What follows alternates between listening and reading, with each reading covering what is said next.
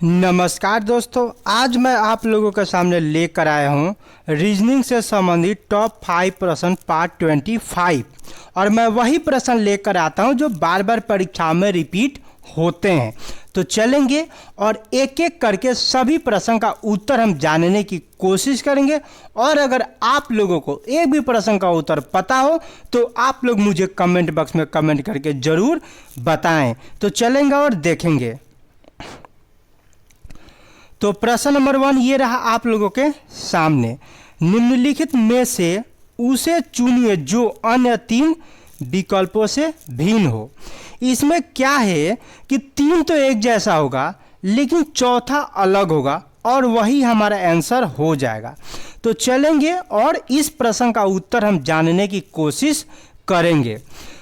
तो देखो यहाँ पे दिया हुआ है ऑप्शन नंबर ए में 343। तो 343 क्या है? सबसे पहले तो हमें इस शब्द पे ध्यान देना है कि 343 क्या है। तो देखो 343 जो है 7 का क्यूब है, यानी 7 का क्यूब है। जब आप लोग 7 गुने 7 करते हो तो आपका निकल कर आ जाता है 343 जो हमें दिया हुआ है। तो ये तो हमें पता चल गया कि 343 क्या है, 7 का क्यूब है। अब यहाँ पे चलते हैं। तो यहाँ पे दिया हुआ है ऑप्शन नंबर बी में 512। तो 512 क्या है? तो 512 की अगर हम बात करें तो ये 8 का क्यूब है। यानी जब हम लोग 8 गुने 8 करेंगे तो हमारा निकल कर आ जाएगा 512। यानी ये भी क्या है, 512 8 का क्यूब है। अब यहाँ पे दिया हुआ है 729। तो 729 क्या है? तो 729 9 का क्यूब है। यानी जब हम लोग 9 गुने 9 करते हैं तो हमारा निकल कर आ जाता है 729 जो हमें दिया हुआ है। अब चलते हैं ऑप्शन नंबर डी के तरफ। तो यहाँ पे दिया हुआ है 144। तो 144 क्या है? तो 144 12 का स्क्वायर है। यानी जब हम लोग 12 गुने 12 करते हैं तो हमारा निकल कर आ जाता है 144। तो हमारा राइट आंसर हो जाएगा ऑप्शन नंबर डी, क्योंकि ऑप्शन नंबर ए में कितना दिया हुआ है 343 जो क्या है 7 का क्यूब है। ऑप्शन नंबर बी में दिया हुआ है 512 जो 8 का क्यूब है। ऑप्शन नंबर सी में दिया हुआ है 729 जो 9 का क्यूब है। और ऑप्शन नंबर डी में 144 दिया हुआ है जो क्यूब नहीं है, क्या है 12 का स्क्वायर है। इसलिए यहाँ पे हमारा राइट आंसर हो जाएगा ऑप्शन नंबर डी। तो मैं उम्मीद करूँगा कि ये वाला प्रश्न आप लोग बहुत ही बड़े से समझ गए होंगे। अब आगे चलेंगे और देखेंगे नेक्स्ट प्रश्न क्या है। तो नेक्स्ट प्रश्न ये रहा आप लोगों के सामने। निम्न विकल्पों में से कौन सा विकल्प नीचे दिए हुए शब्दों का सार्थक क्रम दर्शाता है? तो चलते हैं और देखते हैं कि इस प्रश्न का उत्तर क्या होगा। तो फर्स्ट में दिया हुआ है गंतव्य, सेकंड में दिया हुआ है टिकट खरीदना, थर्ड में दिया हुआ है चढ़ना, फोर्थ में दिया हुआ है यात्रा और 5 में दिया हुआ है योजना। तो अब हमें इसमें ध्यान देना है कि option number A B C D में कौन सा उत्तर होगा। तो मान लो कि ये हमें देखने से पता चल रहा है कि इसमें क्या हो रहा है। मान लो कि ये कोई सिटी है और ये क्या है, ये गांव है। ठीक है, ये क्या है, विलेज है। तो ध्यान दीजिएगा कि इसका उत्तर क्या होगा। मान लो कि आप शहर से गांव जाना चाहते हो या गांव से शहर आना चाहते हो, तो सबसे पहला काम क्या करोगे? सबसे पहला काम क्या करोगे? तो आप सबसे पहला काम क्या करोगे? योजना बनाओगे। योजना बनाओगे ना, या तो मुझे गांव से शहर जाना हो या शहर से गांव जाना हो, सबसे पहला काम हमारा होता है योजना बनाना। योजना इसलिए बनाया जाता है कि देखा जाता है कि हमारे जेब में कितने रुपए हैं। चलो भाई, उसके बाद जब योजना हमने बना लिया तो उसके बाद हम क्या करेंगे, टिकट खरीदेंगे। हो सकता है ज़्यादा पैसा हो तो जहाज का टिकट लोगे, उससे कम पैसा हो तो या तो ट्रेन का टिकट ले सकते हो या तो बस का ले सकते हो टिकट। उसके बाद अब जब टिकट बन गया तो अब क्या करोगे, चढ़ने जाओगे जिस चीज़ का भी टिकट बनवाया होगा। जब आप उस पर चढ़ जाओगे तो ये आपका यात्रा शुरू हो जाएगा और लास्ट में आप क्या करोगे, अपने गंतव्य स्थान पर पहुंच जाओगे। तो पहला काम क्या करोगे, योजना बनाना। ए में नहीं है, बी में भी नहीं है, सी में भी नहीं है, यानी राइट आंसर हो जाएगा ऑप्शन नंबर डी। सबसे पहला काम क्या करना है, हमें योजना बनाना है, ये रहा। दूसरा यानी टिकट खरीदना, उसके बाद तीसरा यानी चढ़ना, उसके बाद चौथा यानी यात्रा करना, उसके बाद पहला यानी गंतव्य स्थान पर पहुंचना। ठीक है, सबसे पहला काम इसमें क्या करना, योजना बनाना, टिकट खरीदना, चढ़ना, यात्रा करना, गंतव्य स्थान पर पहुंचना।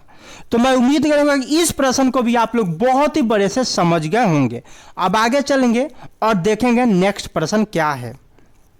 तो नेक्स्ट प्रश्न ये रहा आप लोगों के सामने।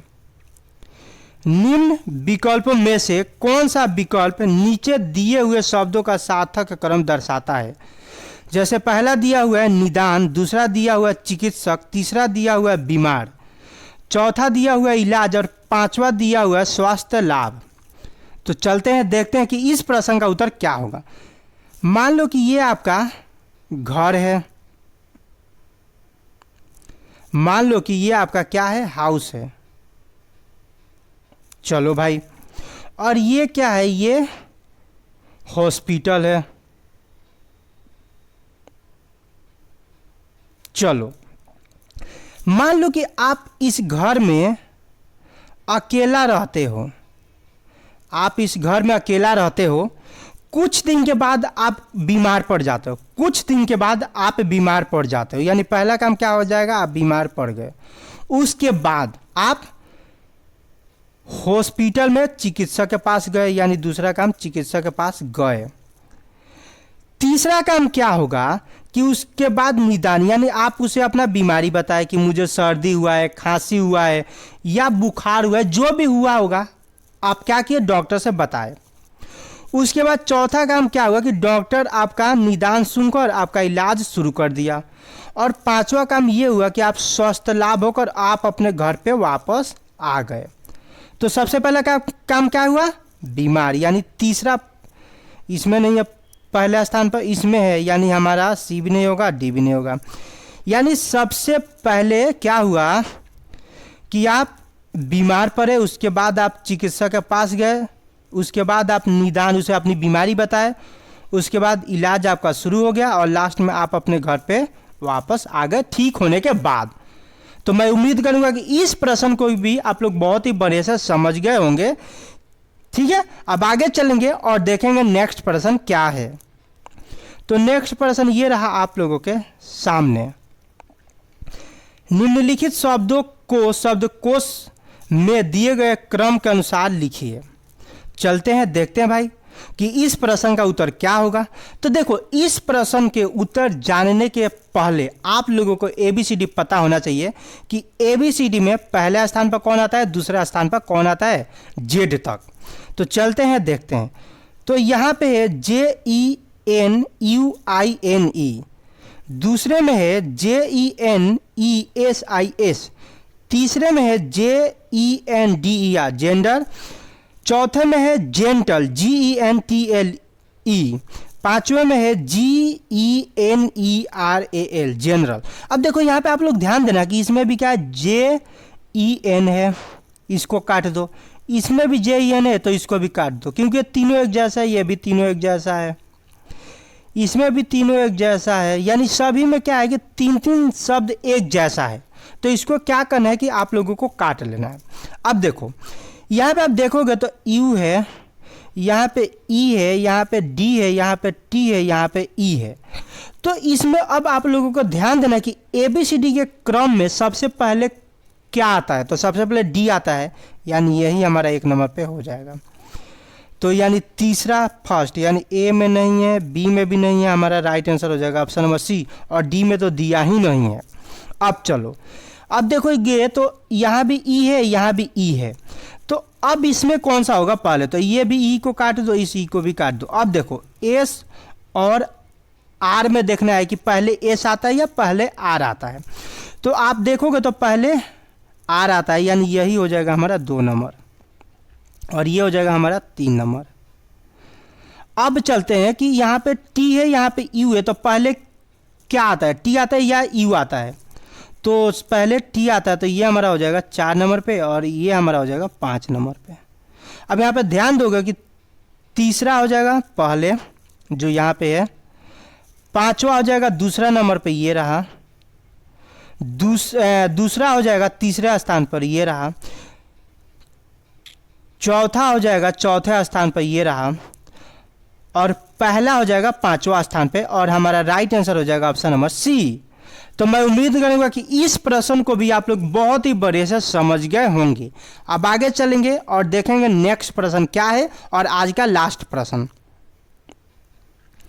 तो ये रहा आप लोगों के सामने, दिए गए विकल्पों में से उस विकल्प को चुनिए जो अनुक्रम को पूरा करे। चलते हैं भाई, तो यहाँ पे दिया हुआ है XGH WIJ VKL UMN, तो आगे क्या होगा यही हमें बताना है। तो चलते हैं देखते हैं कि इस प्रश्न का भी उत्तर क्या होगा। तो देखो यहाँ पे दिया हुआ है X और यहाँ पे दिया हुआ है W, तो X 24 नंबर पे आता है, W 23 नंबर पे आता है, यानी इसमें क्या हो रहा है कि एक माइनस हो रहा है।